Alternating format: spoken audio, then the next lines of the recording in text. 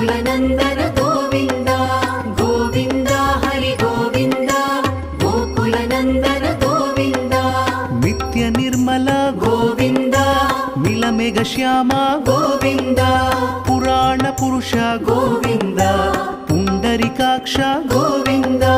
Govind Hari Govind गोकुलनन्दन Govind Govind Hari Govind गोकुलनन्दन Govind